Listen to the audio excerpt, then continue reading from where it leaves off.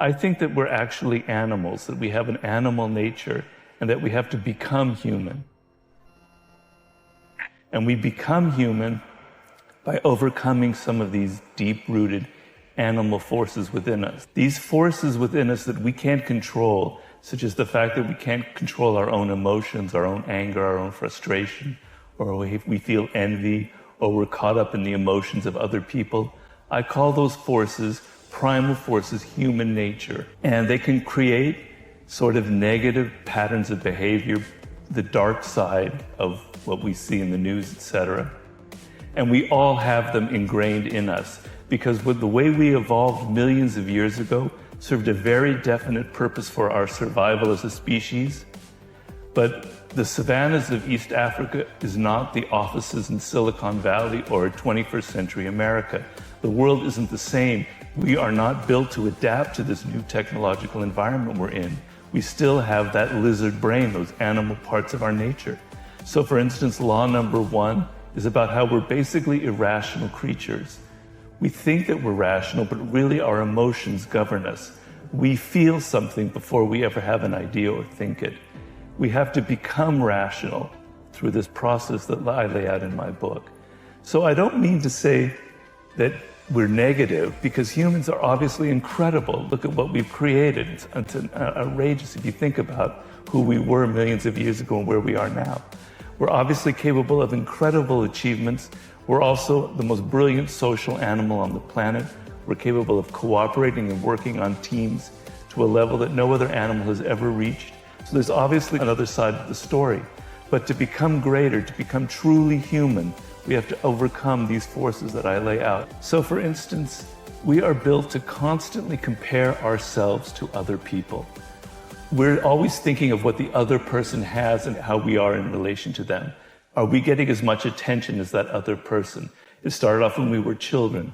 Are we getting more attention than our siblings from our parents? So we're continually comparing ourselves in rank, in power, in status to the people around us.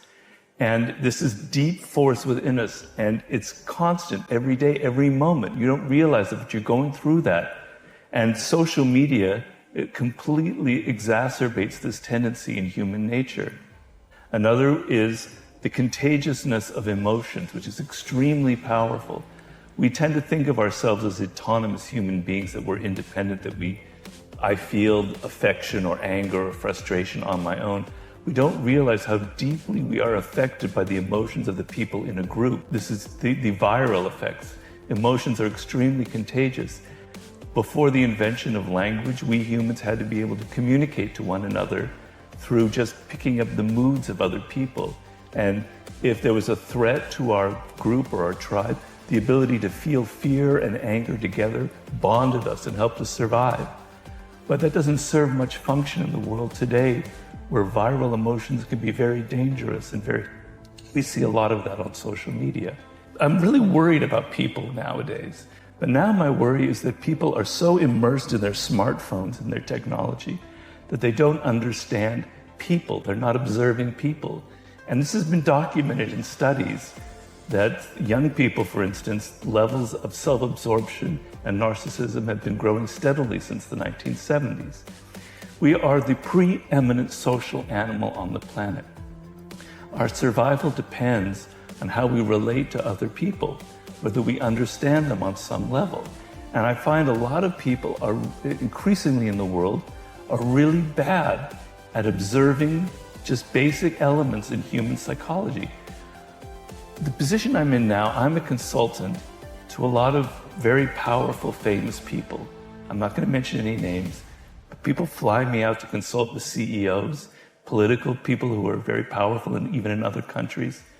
And the number one problem I find that they have is an inability to understand the people they're dealing with. They hire the wrong partners. They hire the worst assistants who end up ruining their lives. These are people who are technically brilliant. They understand their field. They understand marketing, etc. But they don't understand basics about the people around them. And they make terrible hires, or they marry absolutely the wrong person for them in their lives. Their emotions, or their personal relationship bring them down. So this is like our Achilles heel, and I think it's gotten worse in the world today. So my anger was that people are so focused on technology, but that we need to focus much more on human nature, on understanding people. That's the primary skill that you need in life. There is something deeply ingrained in each individual person, a particular individual nature that we all have, and that causes us to go into compulsive patterns of behavior. I have this problem myself. I notice each time I write a book, I'm telling myself, I'm going to make this book short. I'm not going to ruin my health. I'm not going to do so much research. And every goddamn time I still go through the same process. I can't break this pattern. Okay? And everybody has them. Where does it come from? Some of it comes from our DNA, from our genetics, things we can't control that we've inherited from our parents. Some of it comes from our early attachments. And some of it comes as we get older and we interact with teachers and mentors and various people who create a certain way we view ourselves. If people keep telling us that we're not really worthy, that we're not good students, we internalize that and we end up becoming like that. So it's a mix of things. You know, each person has a mix of these qualities, and you have to kind of untangle the various strands. And you're right, what I'm saying is you're a mystery to yourself. You don't know who you are. You have patterns of behavior and you're not even understanding that. You don't know why you're angry. You think you're angry because that person said something mean to you or did something wrong. But in fact, your anger probably stems from things from deep, deep within, from your childhood. And you're not reacting to that person, but to actually your parents and what they didn't give you. You know, the origin of wisdom, according to the Greeks, was know thyself, right? And I believe that very firmly, that knowledge about who you are is an end in itself and will help you in so many ways become that human being that I think we all have the potential to become. So I'm a great believer in baby steps, in learning how to do things on a daily basis. So normally when we feel an emotion or we have an idea, we don't examine it. We just assume that's it's just natural. We came up with that on our own.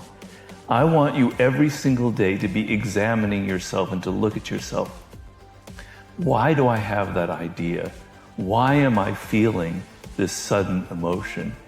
And it's not easy. It can take time and it can take a degree of introspection that you're not comfortable with. But if you begin to look at yourself and question, why do I feel this way? And examine it and look at perhaps other sources of it, then you can begin this process of understanding instead of just simply accepting that you feel or have this certain idea. So question yourself. Stop assuming that everything you do is so brilliant and smart and right. And imagine that maybe your ideas don't come from yourself. Maybe you're feeling some political anger or whatever comes from the fact that you're just assuming it from other people. You're following things on Facebook and you're getting swept up in some viral emotion. You want to think that you're completely independent and autonomous, but maybe you're not as independent as you think. I want to change how you look at people. Normally, everything is personal. Oh, they said that. Oh, they don't like me. Oh, he likes me. I'm not getting attention. Cut that off. I want you to look at people as facts of nature, as things that, like a rock or a stone or a plant. This is who they are. And I want you to observe them and accept them for who they are and deal with them as individuals. You will be free of all that emotional baggage that you carry when you take everything so personally. I think altering your perspective, how you look at people, will have a radical influence on all aspects of your life.